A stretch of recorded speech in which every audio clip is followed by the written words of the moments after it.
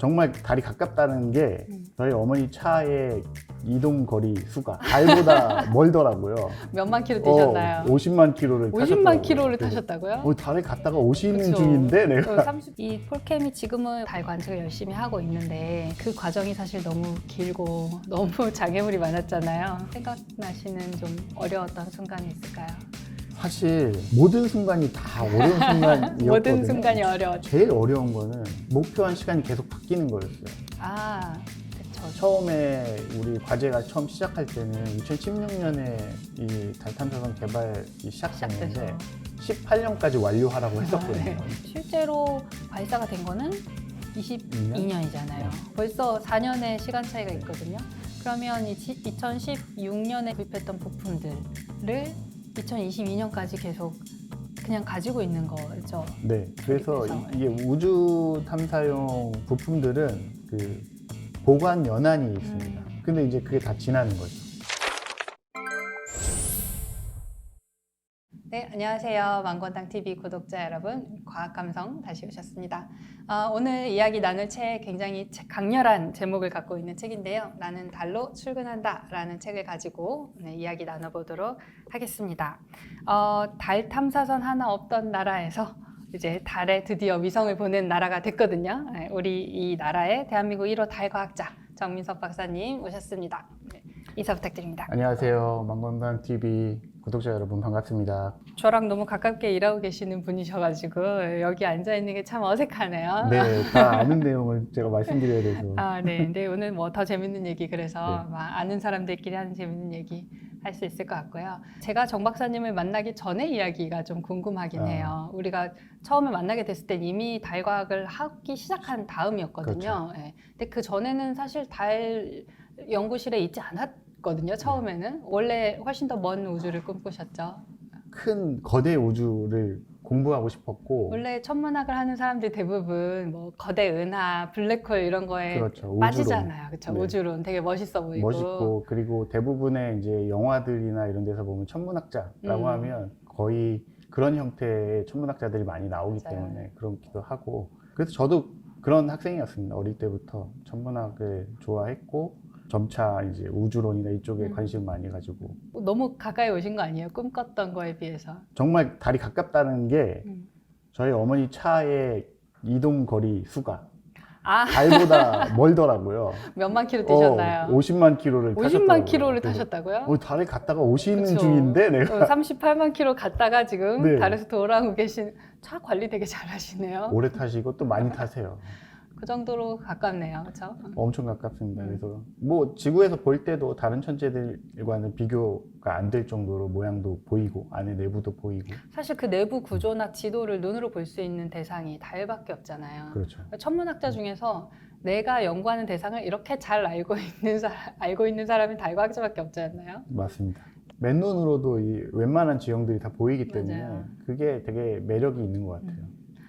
이 책이 내용에 보면 이제 본인이 했던 일을 사실 굉장히 상세하게 쓰셨고 이렇게 천문대 망원경 천문대 주차장에서 관측하는데 라쿤 만난 얘기 네. 이런 건 되게 실감나게 써 있고 중간중간에 뭐 연구 모임 했던 거 또 이제 과학 관측 기기를 개발하게 됐던 네. 과정을 굉장히 잘 쓰고 계셔서 이게 어떤 독자한테는 에세이로 보일 수 있을 것 같아요. 과학이나 우주 탐사에 대해서 좀 낯설었던 분들은 이걸 보고서 좀 너무 전문적인 내용이 많은데 이렇게 생각할 수도 있을 텐데 작가로서는 이 책을 쓸 때 과학책이라고 생각하고 쓰셨나요? 아니면 에세이라고 생각하고 쓰셨나요? 책을 써야겠다라고 마음 먹었을 때 어떤 종류의 책을 써야 될지를 고민을 많이 했었어요. 근데 책을 써야겠다는 마음을 먼저 먹으셨군요. 네, 먼저 먹었습니다. 일단 책을 쓰겠다.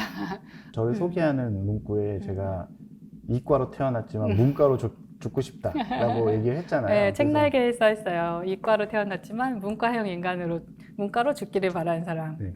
그래서 사실은 어떤 책을 써야 될지를 고민을 많이 했는데 그 고민을 어떻게 했냐면 최근에 나온 과학책들을 쭉 뽑아서 그 중에 제일 잘 팔리는 책이 뭔가를 보고 그렇군요. 그 책의 종류는 어떤 것인가 라고 생각을 해보니까 상위에 전부 다 과학자가 쓴 에세이였어요. 그런 내용에다가 그러면 그런 형식이면 내가 쓸 수 있는 게 뭐가 있을까 라고 생각해 보니까 이렇게 우주 탐사 경험이 우리나라 사람 별로 없으니까 그런 경험 가진 사람이 그래서 그걸 쭉 써보면 좋겠다라고 마음 먹고 쓰게 됐습니다. 첫 책에서 아무래도 나의 정체성이 어느 정도 들어가야 된다고 생각을 했기 때문에 아무래도 내 경험을 많이 보여줄 수 있는 책 내용이어야겠다 하다 보니까 이제 폴캠이었고 그쪽으로 써보자 이렇게 된 거죠. 굉장히 체계적인 순서를 따라서 계획적으로 집필을 하셨군요.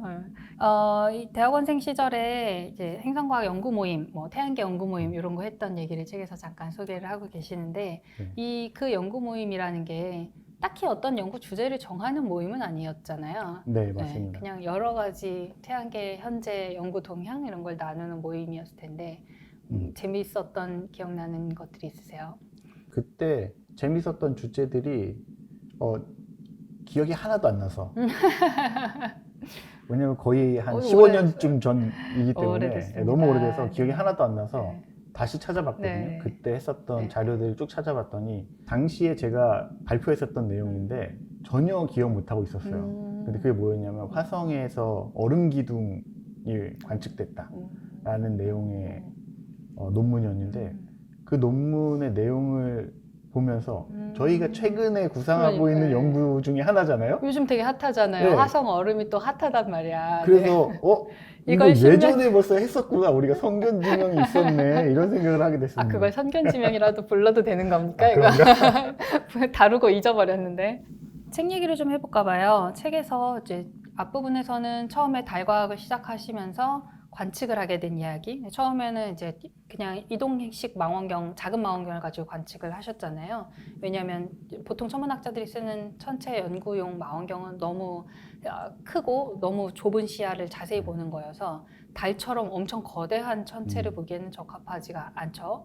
그래서 이제 작은 걸로 보시고 그 다음에는 우리나라도 달에 가자 이런 이야기가 나오면서 이제 달에 갈 때 뭘 하면 좋을까? 어떤 관측하면 좋을까? 해서 편광 카메라 관측하는 그런 이야기로 이제 후반부가 마무리되고 있습니다.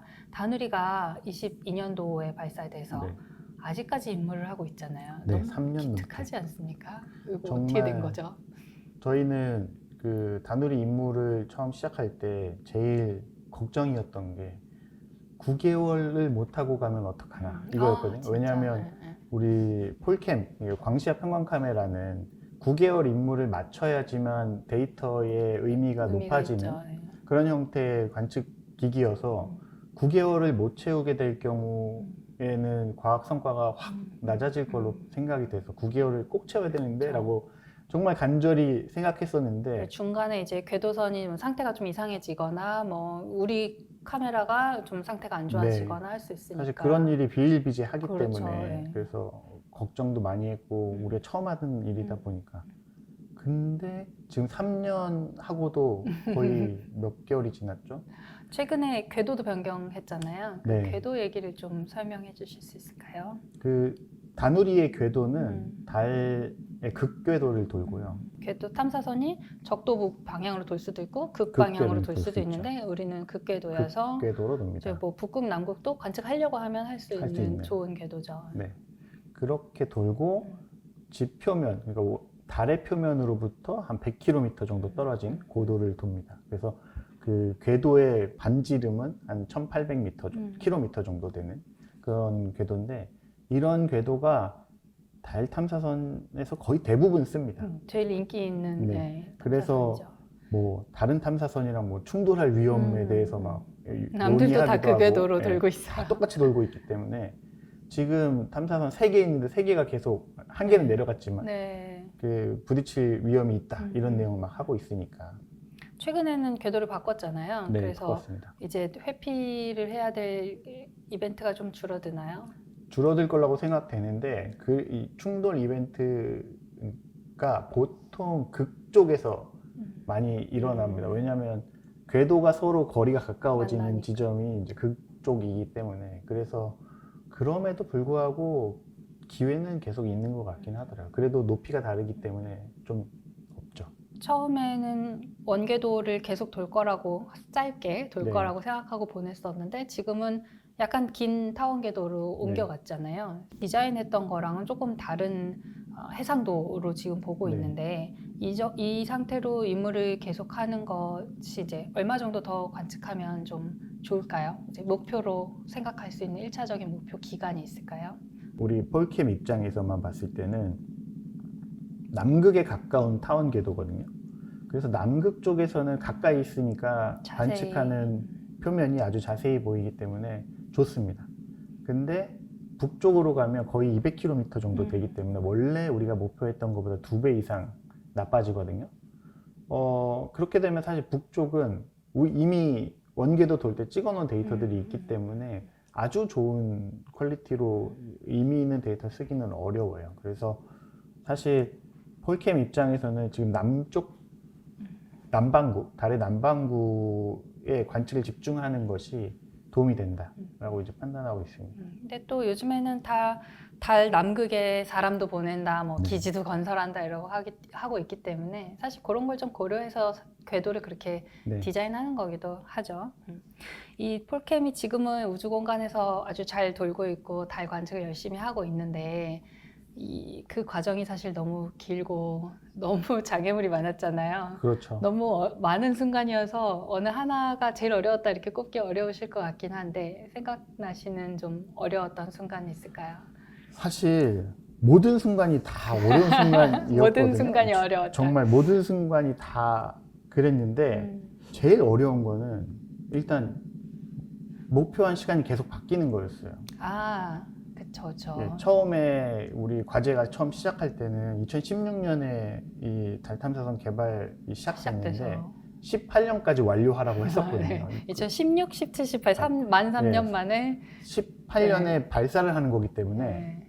우리는 17년에 또 빨리 완료를 만들어야 해야 되는 되네요. 상황이었어요. 그쵸. 이제 관측기기 만들어서 그걸 또 본체에다가 조립하는 시간이 네. 있으니까 본체 발사하기 훨씬 전에 관측기기는 이미 끝났어야 되잖아요. 사실상 불가능한 일정이었는데 그렇죠. 아니 처음 해보는데 네. 달에 아무도 안 가봤는데 2년 만에는 시행착오를 겪을 충분한 시간이 아니죠. 아마 미국도 2년 만에 하는 건 어려울 거라고 생각해요. 큐브 위성도 네. 2년 만에는 힘듭니다. 열심히 하면서도 이건 불가능하기 때문에 모두 다 알고 있었어요. 이거는 어차피 못한다. 어차피 지연될 게 네, 뻔하다. 지연된다. 네. 라고 생각하고 있어서 그거는 괜찮았는데 그 뒤에도 계속 이게 그쵸. 바뀌었거든요. 네네. 그래서 그 부분이 좀 어려웠고 일정이 좀 현실적이지 않은 일정이었고 계속 바뀌고 바뀌고 네, 그게 좀 이게 어려웠죠. 일정이 바뀌는 게 어려운 이유가 어떤 목표를 가지고 일을 시작해서 그 일정에 맞게 진행돼야지 안전하게 진행이 그렇죠, 되는데 뭔가 그렇죠. 중간에 빠뜨리는 게 그렇죠. 없다거나 이렇게 되는데 언제까지 딱 해야 되기 때문에 바빠서 막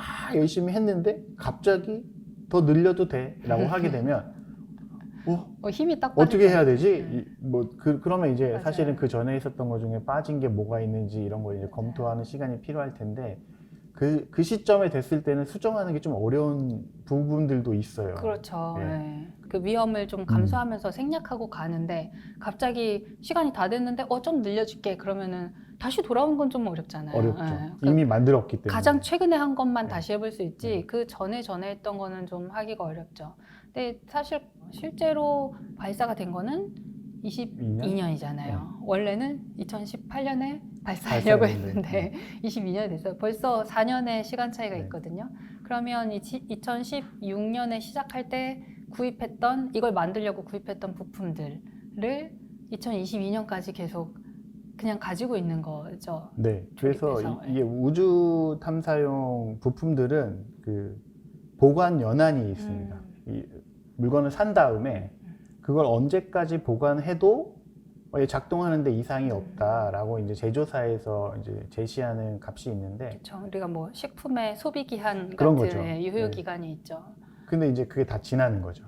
이미 지났겠죠. 네, 그걸 지나게 되기 때문에 원래 어려움이 목표는 있는 18년 거고. 발사였기 네. 때문에 18년까지 유지하면 되는 그런 부품들을 네. 구입했을 텐데 그런 부분에서 조금 어려움이 생기죠. 근데 아직까지 잘 잘된 작동하잖아요. 거죠. 네. 그거 참 이상하네요. 공학 하시는 폴캠 팀 분들이 정말 열심히 하셨고 그래서 잘 작동하는 것 같아요. 사실은. 이렇게 자꾸 해내면 안 되는데 해내면은 또 니네 원래 이 정도는 하잖아 이러고 다음 맞아. 사업도 또 이렇게 하실 것 같아서 시작할 때는 책 내용에도 있지만 저희가 다누리가 가는 궤도가 바뀌었잖아요. 맞아요. 연료가 네. 부족해서 바로 가는 궤도에서 이제 페이징 루프라고 하는데 위상전이. 근데 그 궤도에서 탄도형 궤도로 바뀌었는데 그러니까 처음에는 연료를 많이 쓰면서 빠른 시간에 가는 궤도를 그렇죠. 원래 설계를 했는데 개발하다 보니까 도저히 그게 맞지 않는다. 네. 그 연료를 다 넣을 수 없다. 없다. 예. 그래서 이제 연료를 조금 쓰면서 오래 걸려서 천천히 가는 루트로 이제 바꾸게 됐죠. 그래서 달까지 가는데 걸린 시간이 4개월이 늘어나게 되거든요. 네. 원래 총 임무 기간이 1년이었기 때문에 그러니까 1년 중에 4개월을 항행을 하고 있는 거예요. 4개월을 빼야 되는 상황이 그쵸. 되니까 왜냐하면 모든 탑재체와 위성의 설계는 우주에서 1년 동안 작동하는 걸 목표로 만들었기 때문에 1년 이상은 얘가 작동할지 안 할지 우리가 판단할 수가 없는 상황인 거죠. 왜냐하면 1년 동안 작동하는 내구성을 우리가 보장하도록 만들었기 그렇죠. 때문에. 그 이후는 이제 근거 자료가 없는 상태잖아요. 그래서 사실은 우리 폴캠 팀에서는 당연히 1년은 갈 수 있다. 그게 조금 넘어도 잘 작동한다 라고 판단을 했어요. 왜냐하면 우리가 달에 가는 건 처음이지만 지구 궤도에 도는 위성들은 여러 번 해봤으니까 우주에서 뭐 1년 정도 돈다고 데미지가 엄청 많이 생겨서 작동하지 않을 리는 없다. 우리 부품 수준이면 라고 판단을 해서 우리는 이제 그 다누리 본체를 만드는 항우연의 임무 기간을 늘려달라. 그냥 공식적으로 1년 달에 도착한 다음에 1년 할 수 있도록 임무 기간을 늘려달라라고 이제 요청을 했는데 달까지 가는 시간은 빼자. 빼자. 예. 그쵸. 도착하면 그때부터 시작하자. 그래서 이것 때문에 이제 공학자분들과 우리의 의견 차이가 있었는데 공학자분들은 임무는 발사부터 임무다라고 이제 말씀하시는 거고 우리 같은 경우에는 무슨 소리냐 달에서 돌아야 그게 임무지. 달 관측자니까 그쵸. 달 관측부터가 임무 시작인데. 그래서 실질적으로 달에 가서는 관측할 수 있는 기간이 엄청 줄어들게 되는 거죠. 7개월도 안 되는 수준으로 되는 거고. 하지만 폴캠은 의미 있는 관측을 하려면 9개월을 9개월이 필요하다. 관측해야 되는 거죠. 우리는 임무를 결국 다 할 수 없을 것 같은 그런 위험한 상황이었죠. 다행히도 우리 다누리에는 나사가 같이 협력을 하고 있었거든요. 그리고 그 그쵸. 나사의 탑재체도 과학자들의 탑재체여서 미국 관측기가 같이 들어가서 같이 운영을 하고 있죠. 그렇죠. 그래서 나사의 연구원들도 무슨 소리야? 임무는 1년이지 1년이지. 라고 하게 된 겁니다. 그래서 이게 나사와 항우연 간의 협약에 의해서 다누리가 운영되는데 네. 나사라는 기관 대 기관의 상황이 되기 때문에 그거를 이제 관철할 수 있게 됐어요. 너무 다행이죠. 네. 그래서 1년만 돼도 다행이다 라고 이제 판단하고 있었는데 지금 3년 넘게 돌고 있는 거죠. 이왕 보낸 거 좀 이렇게 수명을 다할 때까지 관리할 수 있을 때까지 계속 운영을 하면은 참 좋잖아요. 좋죠. 네. 과학자들은 항상 욕심이 끝이 없기 때문에 영원히 운영하고 싶어 하는데 그렇죠. 뭐 현실적으로 사업은 운영하려면 인력이 들고 관리를 해야 되니까 쉽지가 않습니다. 개발할 때 처음에는 폴캠이 그러니까 또 우리가 달에 가서 뭘 관측하고 싶은지를 좀 상상하는 편이고 과학자니까 그러고 나서 우리가 뭘 관측하고 싶으면 뭐가 필요한가를 생각하게 되고 그쵸? 네. 그러고 나서 이제 실제 개발을 하게 되는데 과학을 공부했던 사실 대학원생이었다가 직장인이 되는 그 과정이 네. 폴캠과 함께 하셨잖아요. 그렇죠. 폴캠과 함께 성장하셨는데 그 과학자로서 과학만 공부했던 사람으로서 그 개발 과정을 따라가는 게 좀 굉장히 어려웠을 거라고 추측할 수 있거든요. 그 개발하는 과정에 대해서 좀 간략하게 소개를 좀 해주시면 어떨까요? 과학자와 공학자가 사실은 둘 다 PhD잖아요. 아, 박사학위를 박사학위를 할 PhD라고 때, 부르니까. 이학 박사를 PhD라고 하고 공학 거기에 공학과 자연과학이 다 포함되어 있는데 저는 그렇기 때문에 둘 간의 차이가 별로 없을 거라고 생각을 했었어요. 막연하게. 왜냐하면 천문년 안에도 그 공학자 분들이 계시고 그렇죠. 하기 때문에 뭐 많이 다를까? 그렇게 생각했고 과에도 천문 관측기기를 하시던 분들이 있고 그러면 뭐 비슷하겠지라고 이제 그냥 의뢰짐작했었는데 완전히 다른 세상이었죠. 언어도 다르고 서로 사용하는 말의 그 패턴이라든지 이런 것들도 다 달라서 협업을 처음 시작할 때는 이 사람이 도대체 무슨 말을 하는 건지 이해를 못하는 게 너무 많았어요. 공학자와 과학자는 아예 태생부터 다르고 목표하는 바 자체가 다르기 때문에 프로젝트를 진행하는 과정 순서도 완전 다릅니다. 그래서 그걸 이해하고 제가 원하는 방향으로 설득을 하려면 잘 어떻게 관계를 유지하면서 해야 됐기 때문에 그래서 그걸 고민을 많이 하다 보니까 공학자와 과학자의 차이를 명확히 알게 됐어요. 공학자는 기본적으로 어떤 목표를 주면 그 목표를 차근차근 다가가는 사람들이고 과학자는 사실은 그 목표가 뭔지 모르고 시작하는 경우가 대부분이죠. 그 목표를 잡고 시작하지만 실제로 간 목표는 그게 아닌 경우가 대부분이잖아요. 사실 연구하셔도 원래 허무맹랑한 꿈을 네. 많이 꾸죠, 과학자들이. 처음 시작할 때는 이 컵의 색깔을 밝히겠다고 시작하지만 하다 보니까 색깔은 모르겠고 컵의 모양에 손잡이가 있다는 걸 알아냈다. 이런 식으로 연구가 끝나는 경우가 대부분이기 그러기도 때문에 하죠. 예. 그래서 그 부분이 굉장히 큰 차이가 있습니다. 그래 저는 그거를 이제 그 진화의 과정으로 생각을 진화까지 네. 가는 건가요? 예. 생명체 진화의 과정을 좀 비유해서 얘기하는데 과학자는 말하자면 돌연변이입니다. 생명체가 진화할 때 중구난방으로 막 진화를 하고 어떤 물고기는 다리가 달리고 어떤 물고기는 뿔이 달리고 하면서 진화를 하지만 그 중에 쓸데없는 게 대부분이고 그럼 이제 도태되고 그렇죠. 네. 그런 것들은 도태되고 그 중에 공학자는 요거는 쓸만한데? 라고 생각하는 부분을 계속 발전시키는 그래서 그 두 가지 차이가 있어요. 그럼 이제 훌륭한 공학자는 그런 과학자들이 만드는 쓸데없어 보이는 아이디어들 중에 요거 괜찮은데 그쵸. 하고 이제 이거에 집중적으로 이렇게 개선을 하는 그런 사람이다 이렇게 보시는 거죠. 최적화를 하고 네, 그 최적화를 물건을 하고. 이제 쓸만하게 개발하시는 공학은 어떤 목표를 달성하기 위해서 순차적으로 가는 학문이다 보니까 중간에 한번 막히면 그 다음이 없어요. 근데 과학자들은 막히면 뛰어넘어져. 다른 길로 가지 뭐 이런 상황이거든요. 그쵸, 그쵸. 그러다 보니까 공학자들은 이게 말이 안 되는 일이 발생해서 계획대로 다른데. 네, 계획이랑 다르게 어떻게 가냐. 우주 탐사가 그게 재밌는 점인 것 같아요. 사실 과학자들은 주로 과학을 하고 있고 공학자들은 주로 공학을 하고 있잖아요. 근데 우주 탐사가 특히 태양계 탐사가 이게 만나는 지점이거든요. 과학자들이 어떤 꿈을 꾸고 있고 그거를 공학자들이 실현을 해주시는데 이게 이렇게 밀접하게 한 팀을 이루어서 같이 가는 경우가 이게 이제 우주 탐사, 태양계 탐사다 보니까 여기서 그런 이제 절충과 타협을 해야 되는 일이 굉장히 많이 일어나는 점인 것 같아요. 그게 이제 연구실에서 공부만 하고 있을 때는 사실 알기 힘든 어렵죠. 예, 실무에서 맞닥뜨리게 되는 장벽들이기도 하고 그게 또 재밌는 면이기도 맞아요. 재밌어요. 한 것 같아요. 폴캠을 개발하는 과정에 대해서 좀 이렇게 굉장히 생생하게 다큐멘터리를 옆에서 보고 있는 것처럼 좀 그려주셨는데 이 얘기를 안 할 수가 없어요. 이제 폴캠을 만드는데 눈물 콧물 다 쏟아부었다 이런 얘기를 하셨는데 그 중에 하나는 실제였다, 그죠? 눈물과 콧물 네. 중에 무엇이 실제였다 그 얘기를 좀 책에서 너무 실험 장치를 이렇게 와서 고개를 딱 숙이는데 요 밑으로 이게 기계에서 떨어진 네, 거죠. 주르륵 해서 네. 이게 달에 보내야 되는 관측기기에 어디 DNA를 지금 당시에는 정말 심각했어요. 여기에 지금 내가 때문에 이거를 망쳤으면 어떡하나.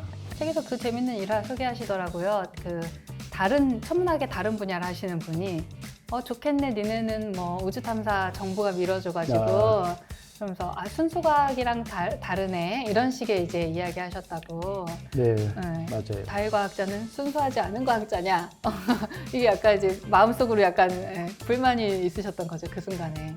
정말 욱하는 순간이었어요. 사실은